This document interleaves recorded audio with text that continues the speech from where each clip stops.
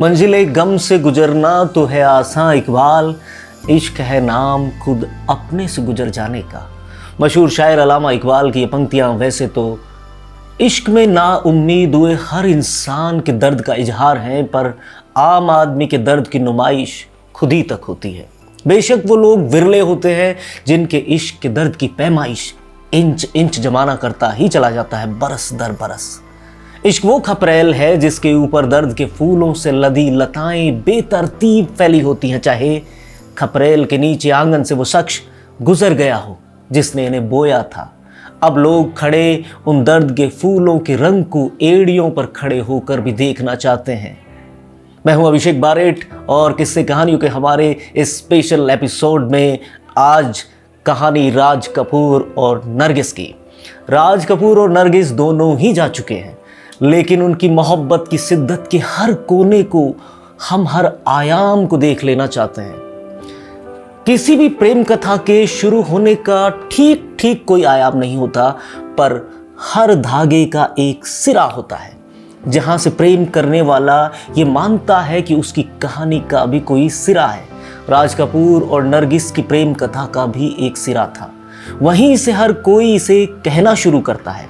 राज कपूर दरअसल जितने बड़े एक्टर थे उससे बड़े शोमैन थे। वो अपनी हर फिल्म की भव्यता में यकीन करते थे। राज कपूर आज के सलमान खान का विगत अवतार कहे जा सकते हैं, क्योंकि सलमान भी शोमैन बड़े हैं, एक्टर वो दूसरे स्तर पर ही कहे जाते हैं। ये 1946 का मई महीना था। राज कपूर की शादी कृष्णा मल्होत्रा से हुई थी। वो मध्य प्रदेश के रीवा के एक प्रशासनिक परिवार वाली पृष्ठभूमि से आती थी। उनके पिता यानी तब के आईजी पुलिस महानिरीक्षक करतार नाथ मल्होत्रा थे। ये शादी भी विवादों से होकर गुजरी। दरअसल राज कपूर के पिता और कृष्णा मल्होत्रा के पिता करतार नाथ ममेरे भाई थे और मीडिया ने इस बात को उस वक्त बड़ा मुद्दा बनाया। राज कपूर ने पहला प्रेम कृष्णा को ही कहा, क्योंकि उन्होंने जब पहली बार कृष्णा को देखा तो वो सितार बजा रही थी और राज कपूर को पहली नज़र का प्रेम उनसे हुआ। दरअसल राज कपूर को उनकी सादगी भा गई थी, पर राज कपूर को पता नहीं था कि वो अपनी शादी के तकरीबन 2 साल बाद ही इस तरह की मासूमियत पर फिर कहीं अपना दिल हारेंगे।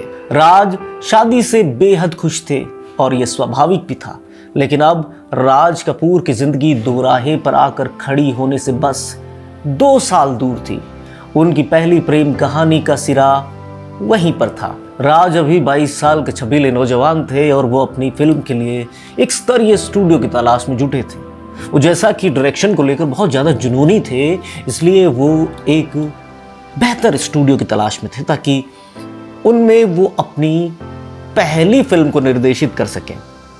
भारतीय फिल्म उद्योग की पहली महिला संगीत निर्देशक, जो गायिका, अदाकारा और निर्माता भी थी, जद्दन बाई, जो कि नरगिस की माँ थी, वो एक फिल्म जिसका नाम था रोमियो जूलियट, उसकी शूट मुंबई के फेमस स्टूडियो में इस वक्त कर रही थी। और राज कपूर उनसे मिलकर ये जानना चाहते थे कि फेमस स्टूडियो में अगर वो अपनी फिल्म का शूट करें तो वहाँ किस तरह की सुविधाएं उन्हें मिल सकेंगी।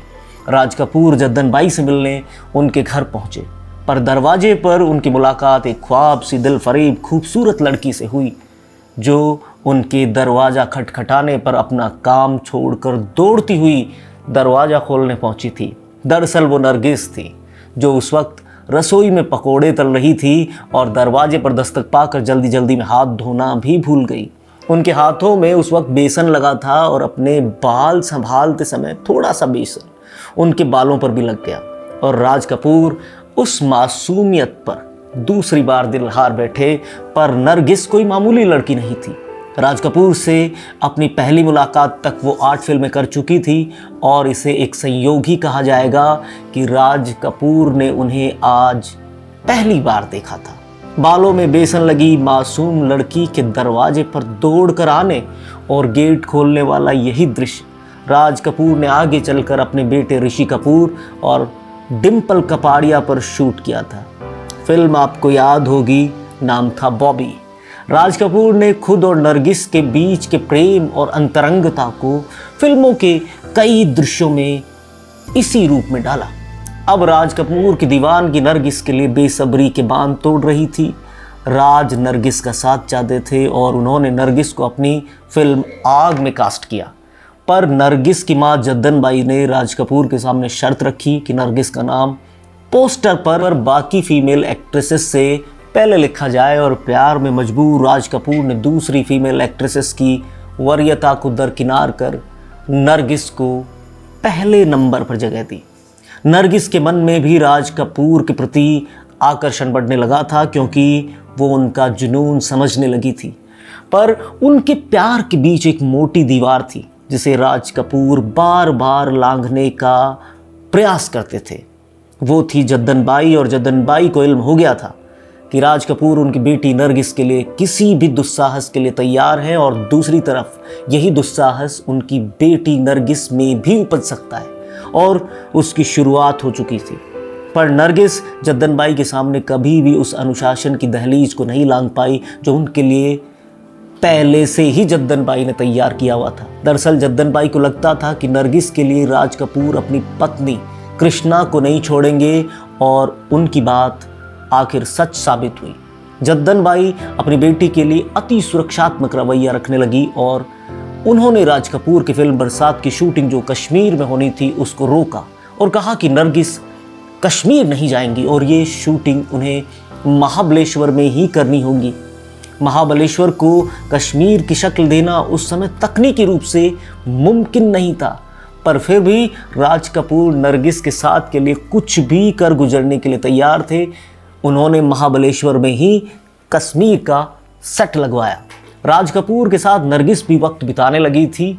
उनके सपने अब राज कपूर के साथ घर बसाने वाले बन चुके थे। नरगिस को लगता था कि राज एक दिन पत्नी कृष्णा को ठुकरा कर उन्हें अपना लेंगे, पर जद्दन बाई से नरगिस डरती थी।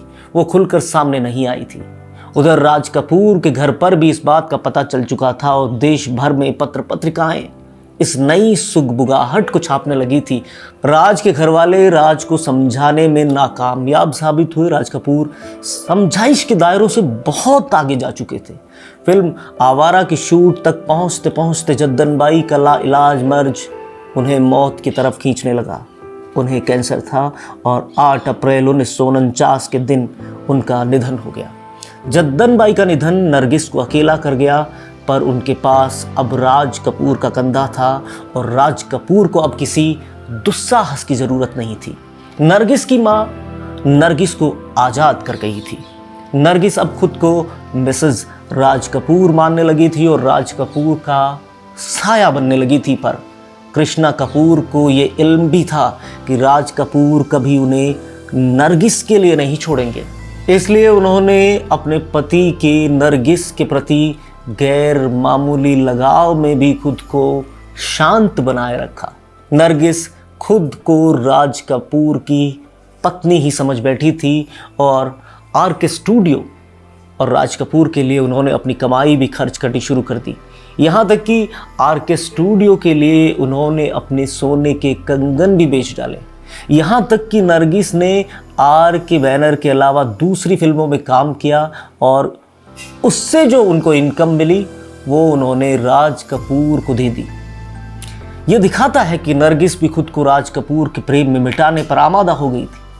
अब नरगिस और राज कपूर एक साथ तक रहने लगे थे। राज कपूर पर नरगिस का दबाव बढ़ने लगा कि वो उनसे शादी करें, लेकिन राज कपूर अपनी पत्नी कृष्णा को तलाक नहीं दे रहे थे। नरगिस को इस बात ने ये तो समझा दिया था कि राज कपूर उनसे शादी नहीं करेंगे और ना ही अपनी पत्नी को उनके लिए छोड़ेंगे, पर नरगिस इस बात को इतनी जल्दी नहीं मानना चाहती थी। अब यह रिश्ता बस था तो मजबूत, पर हक की मांग ने इस रिश्ते में कुछ वास्तविकता की दरारें डाल दी थी। राज कपूर इस रिश्ते में ताउम्र इसी तरह बने रहने का रूमानी ख्वाब देखने लगे थे, वो भी खुली आंखों से। उन्हें यकीन हो गया था कि वो नरगिस से शादी न भी करें तो भी नरगिस उनके साथ पूरी उम्र गुजार देगी। पर उनसे एक गलती हुई। वो 2 महिलाओं के साथ थे, एक जो उनके साथ रहने के लिए हक मांग रही थी और दूसरी जो पाया हुआ हक किसी भी कीमत पर खोने के लिए तैयार नहीं थी। नरगिस को जब यह हक नहीं मिला तो वो राज के विकल्प की तलाश में नहीं निकली, बल्कि खुद के सामने खुदकुशी का प्रस्ताव रखा। जागते रहो नरगिस की राज के साथ आखिरी फिल्म थी और वो RK स्टूडियो और राज कपूर के लिए किए गए अपने सभी त्याग भूलकर आगे बढ़ गई। फिर वो कभी नहीं लौटी। वो वही नरगिस थी जो राज कपूर की शराब नोशी को अंतिम हद तक झेलती थी, पर नरगिस ने कभी कोई शिकवा नहीं किया। दूसरी तरफ राज कपूर जिम्मेदार रहकर प्यार करने को वरीयता देते थे, जो नरगिस के लिए मुमकिन नहीं था। दरअसल राज तय ही नहीं कर पाए कि वो क्या करें, लेकिन एक चीज़ उन्होंने तय कर ली थी कि वो अपनी पत्नी को तलाक नहीं देंगे, और इससे ये तय हो गया था कि नरगिस उनके साथ नहीं रहेंगी। राज कपूर ने बदलती नरगिस पर आरोप लगाया कि मदर इंडिया में वो नरगिस को लेना चाहते थे, और राजेंद्र बेदी से उन्होंने मदर इंडिया की स्क्रिप्ट भी खरीदी, पर बूढ़ी औरत के किरदार के लिए नरगिस तैयार नहीं थी। बाद में उन्होंने उनके खिलाफ जाकर वही फिल्म, वही रोल प्ले किया। नरगिस को सही मायनों में सच्चा प्रेम देने वाला रेडियो सिलोन में उनका इंतज़ार कर रहा था ये सुनील दत्त थे, जो रेडियो सिलोन में उस वक्त रेडियो जॉकी हुआ करते थे, और उनको नरगिस का इंटरव्यू करने का काम दिया गया था। सुनील दत्त नरगिस से मिलकर इतने नर्वस हो गए थे कि उनसे एक सवाल भी ठीक से पूछ नहीं पाए। उनकी नौकरी पर बनाई, पर नौकरी छूटी नहीं। किसी तरह से उन्होंने अपनी नौकरी बचा ली। सुनील दत्त भी फिल्मों में आने के सपने उस वक्त देख रहे थे और स्टूडियोज के चक्कर लगाया करते थे। एक दिन बिमल राय की फिल्म 2 बीघा जमीन के सेट पर नरगिस और सुनील दत्त की मुलाकात हुई। नरगिस उनकी तरफ मुस्कुराते हुए आगे बढ़ गई। वो उस दिन के सुनील दत्त को याद कर रही थी जब सुनील उनका इंटरव्यू नहीं कर पाए थे। फिर वो दिन भी आया जब सुनील दत्त को महबूब खान की आइकॉनिक फिल्म मदर इंडिया में नरगिस के बेटे का रोल मिल गया। नरगिस जानती थी कि सुनील उनके सामने नर्वस हो जाते हैं, इसलिए वो शूटिंग में उनका हौसला बढ़ाती थी, उन्हें टिप्स देती थी। सुनील को ये बात नरगिस के करीब लाने लगी थी, पर इसकी खबर नरगिस को नहीं थी। फिल्म की शूटिंग के दौरान ही सेट पर एक हादसा हो गया और आग लग गई। नरगिस आग में घिरी थी और उनके साथ कोई बड़ा हादसा उस वक्त हो सकता था। ऐसे में सुनील दत्त ने उन्हें जान पर खेल कर आग से बाहर निकाला, और वो खुद काफ़ी हद तक जल गए थे और उस वक्त वो बेहोश भी हो गए थे। उनको करियर की शुरुआत में ही चेहरे पर काफ़ी बर्न आए थे और इससे उनका करियर भी ख़त्म हो सकता था, लेकिन सुनील ने इसकी परवाह नहीं की। यहीं से नरगिस को पता चला कि सुनील ही वो आदमी है जो उनको सच्चे मायने में प्रेम कर सकेंगे, उनको उनका सामाजिक हक भी वही देंगे। हालांकि उन्होंने सुनील के प्रपोज़ल का इंतज़ार किया और एक दिन सुनील ने उनको शादी का प्रस्ताव दिया और नरगिस ने तुरंत उसे मान लिया। दोनों ने शादी भी कर ली, लेकिन शादी को मदर इंडिया की रिलीज़ तक गोपनीय रखा गया, क्योंकि फिल्म में सुनील दत्त नरगिस के बेटे का रोल प्ले कर रहे थे।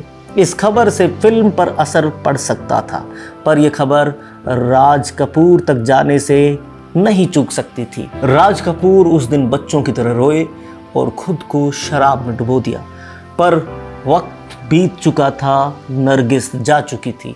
ये जायज़ भी था। राज असल में ज़िंदगी को फिल्म की तरह जीना चाहते थे, पर यह रूमानी ख्वाब टूटने की नियति के साथ ही देखा गया था। अंजाम में किसी को तो हारना था, कृष्णा कपूर को या नरगिस को। नरगिस हार कर भी जीत गई थी, जीत को अपने साथ ले गई थी। कभी कभी कुछ लोग इश्क में हार कर भी जीत जाते हैं और जीतने का सपना देखने वाले हार जाते हैं। प्यार एक तरफा नहीं होता, हार भी एक तरफा नहीं होती, जीत भी एक तरफा नहीं होती। इंसानों की अक्ल पर सितम है कि उन्हें सिक्के के 2 पहलू साथ देखने की सुविधा नहीं है। नरगिस की मौत के बाद उनकी शव यात्रा में राज कपूर सबसे पीछे चल रहे थे। आंखों पर काला चश्मा था, उन्होंने नरगिस की अर्थी को कांधा नहीं दिया। ठीक भी तो है, कोई अपने ही जनाजे को कांधा कभी नहीं दे पाया।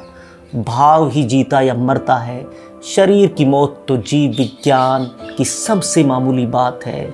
शरीर खत्म हो ही जाते हैं। शुक्रिया।